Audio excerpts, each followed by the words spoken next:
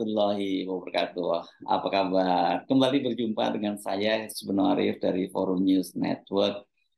Manuver Ketua Komisi Pemberantasan Korupsi, Firly Bahuri, mengembalikan secara paksa Direktur Penyelidikan KPK, Brigjen Pol Endar Priantoro ke Mabes Polri. Bahkan kemudian diikuti dengan pemecatan ini jadi blunder besar. Tidak hanya Firly harus head to head dengan Kapolri Jenderal Polisi Listio Sigit Prabowo, kemudian dia dilawan oleh para penyidik Polri di KPK, dikecam oleh berbagai elemen masyarakat sipil, tapi yang lebih berat lagi, ini Firly akhirnya ditegur secara keras oleh Presiden Jokowi agar jangan bikin gaduh. Dewan Pengawas KPK, kalau kita simak juga pernyataan-pernyataannya, ini juga tampaknya tidak berpihak ke Firly. Pendek kata, Firly kini tengah menuai badai kecaman akibat ulahnya menabur angin. Jadi kan memang ada peribahasa, siapa menabur angin akan menuai badai. Wajar kalau Presiden itu kemudian segera turun tangan dan menegur Firly. Bila Presiden hanya mendiamkan, ya berarti Presiden Jokowi itu memang merestui, bahkan memerintahkan manuver Firly. Jelas ini tidak menguntungkan bagi Presiden Jokowi. Bagi publik, langkah Firly yang terlalu berani, tapi kebablasan itu pasti dikaitkan dengan adanya kekuatan besar di belakang Firly yang ingin mentersangkakan Anies dan membatalkan pencapresannya. Siapa yang berkepentingan dengan batalnya pencapresan Anies? Pasti bukan Firly. Jawabannya banyak, tapi yang paling berkepentingannya jawabannya siapa lagi kalau bukan istana? Siapa lagi kalau bukan Presiden Jokowi? Itu logika publik. Dugaan atau analisis semacam itu tidak bisa disalahkan. Sejak awal publik sudah memahami bahwa Presiden Jokowi itu tidak menginginkan Anies sebagai presiden penggantinya, sebagai suksesornya.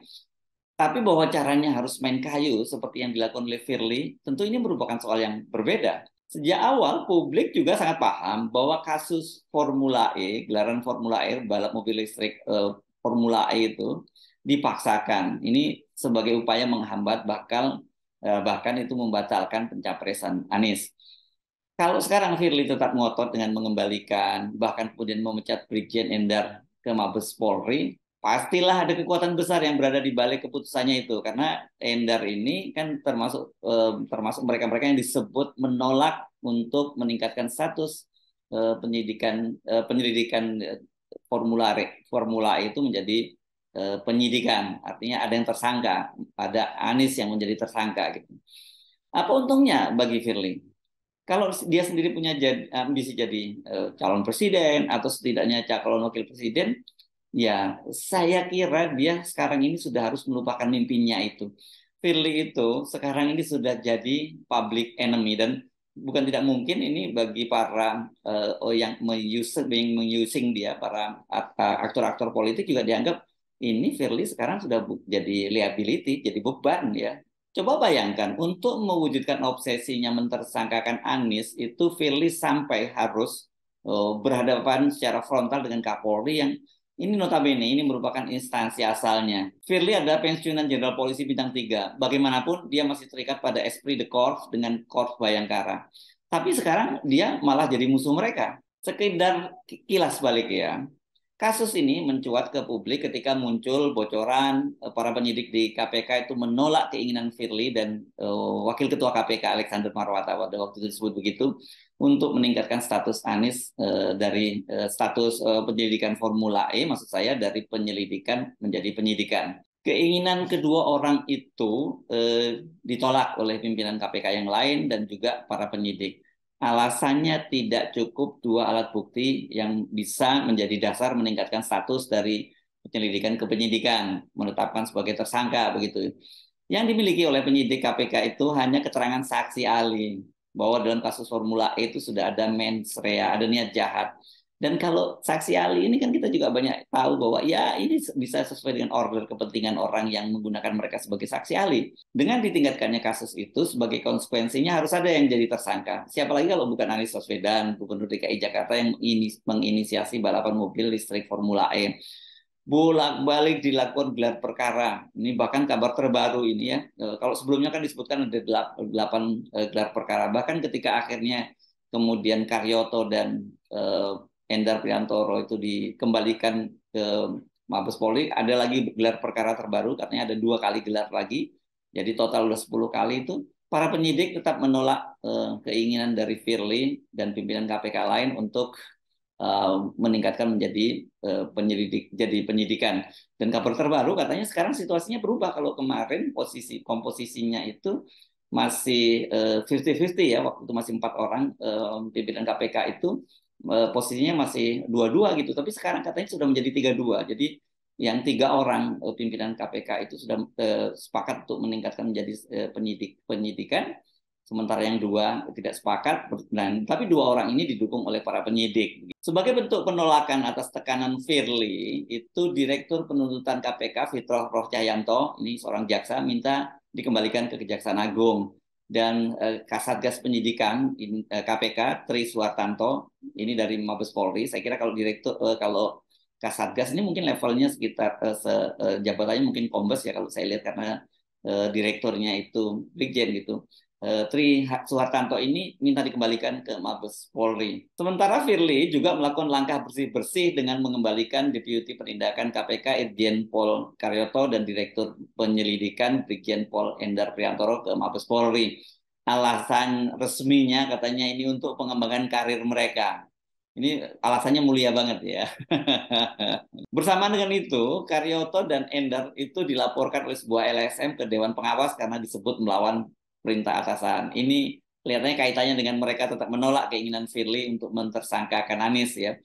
Dan laporan itu sudah ditolak dan tidak diproses oleh Dewan Pengawas. Bagaimana dengan nasib Karyoto dan Endar setelah dikembalikan ke Mabes Polri? Kita sama-sama tahu Kapolri kemudian mempromosikan Irjen Pol Karyoto menjadi Kapolda Metro Jaya, sementara Brigjen Endar Priantoro itu dikembalikan atau diperpanjang masa dinasnya, penempatannya di KPK. Kapolri mengirim surat penugasan tersebut tanggal 29 Maret 2023.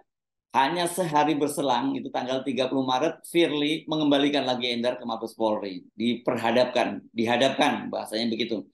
Dan yang lebih bikin kaget lagi, setelah surat Firly mengembalikan Endar ke Mabes Polri, mengembalikan lagi Endar ke Mabes Polri, itu sehari kemudian, tanggal 31 Maret 2023, Sekjen KPK Cahya Harefa menerbitkan surat pemecatan Endar. Memang suratnya disebutkan bahwa diberhentikan dengan hormat dan tidak ada kesalahan yang dilakukan. Ya ini sama aja dengan pemecatan ya. Mendapat surat pemecatan itu, Endar kemudian menghadap Kapolri. Ya, tentu karena dia diberi tugas, diperintah untuk dinas di sana, dengan kemudian ternyata ketika dia kembali dia dipecat oleh KPK, dia kemudian menghadap Kapolri, dan oleh Kapolri ini yang sangat menarik, diperintahkan untuk kembali ke KPK dan menempati posisinya, menjalankan tugasnya sebagai Direktur Penyelidikan. Endar juga melakukan konsultasi dengan bidang hukum Mabes Polri, dan kemudian keputusannya Endar melaporkan Sekjen KPK dan Firly ke Dewas, dan keputusan dari Endar ini didukung oleh Kapolri, dan dia tapi Kapolri menyatakan itu menyerahkan sepenuhnya kepada mekanisme internal di Kepolisian RI. Sikap Endar ini juga ternyata didukung oleh semua penyidik Polri yang ditempatkan di KPK. Mereka itu membuat surat terbuka ke pimpinan KPK dan menolak pemecatan dan cara-cara yang sewenang-wenang seperti itu terhadap Brigjen Endar Priantoro. Para penyidik ini juga rupanya setelah membuat surat terbuka itu diundang oleh Firly Bahuri, tapi mereka ternyata memutuskan untuk melakukan walkout. Jadi keluar dari ruangan ketika mereka bertemu dengan Firly Bahuri. Ini luar biasa. Jadi Firly sudah dilawan ya oleh para petugasnya sendiri yang notabene ini adalah para juniornya di Kepolisian RI. Dan waktu itu sempat berhembus kabar bahwa mereka ini melakukan mogok kerja gitu, para anggota kepolisian. Tapi ini dibantah oleh juri bicara KPK Ali Fikri. Keputusan dari Firly untuk memecat Brigjen Endar Priantoro ini mendapat kecaman dari berbagai kalangan. Ini termasuk juga sejumlah mantan petinggi KPK seperti Abraham Samad, kemudian Bambang Wijayanto, Saud Situmorang dan Saud Situmorang, dan juga para mantan karyawan KPK yang disingkirkan oleh Firly melalui tes wawasan kebangsaan.